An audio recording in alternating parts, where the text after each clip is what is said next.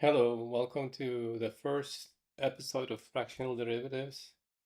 Uh, we're going to do a definition of fractional derivatives, that is the square root of the derivative operator, using the Taylor series expansion of the binomial function, right? And that is given by this formula right here. Uh, so uh, and then we're going to do some calculations. Okay, so let's start. So remember that a derivative operator acts on the polynomial using the power rule, right? It takes a differential function and it gives you a function on the real line, right? We want to calculate an operator such that when you square it, you get the derivative operator, right? So let's use the definition of the derivative operator using this limit right here. It's well known from calculus. We're going to calculate this offset, right, using the exponential function, right?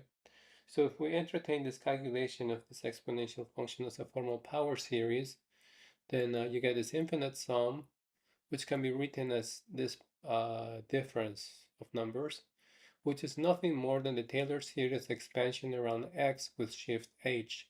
So this gives me f of x plus h. So that is this exponential function to this derivative operator acting on the function shifts the function on the domain.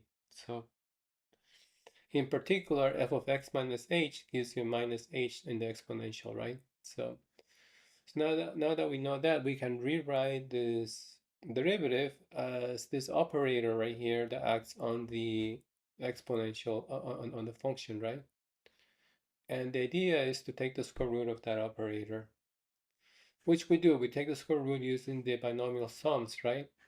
Using the binomial sums, we get this definition right here on the right. So that means that we're left with this calculation that is the square root of the differential operator is this limit of this infinite sum using the binomial coefficients, right? Now notice one thing, this definition gives a linear functional, that is, the fractional derivative of the sum of two functions is the function is equal to the fractional derivative of each of the inputs, right? Each of the functions. And if I multiply the fractional derivative, the function by a constant, the constant can be pulled out actually. However, the fractional derivative is not a derivation.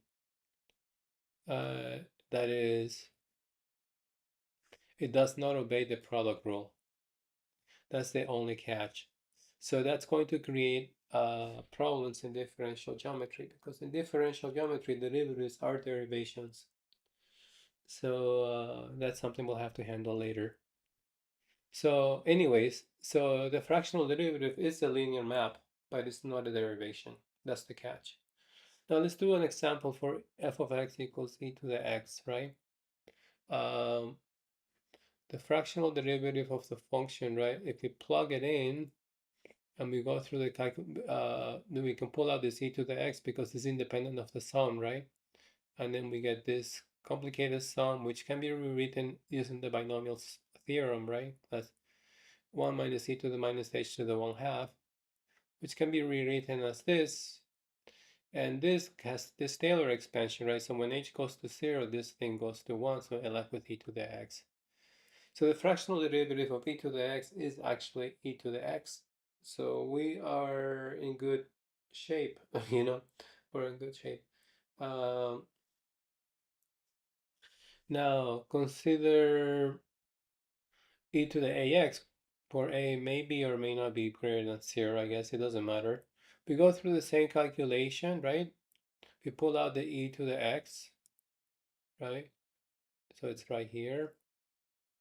And then multiply top and bottom by a to the 1/2. The reason is because when we put this in binomial form, we get this e to the ah, and the limit will be hard to do if we don't add that a in there, right? Now this Taylor expansion right here is given by this, so when h goes to 0, this whole thing goes to 1, so I get this following result, right?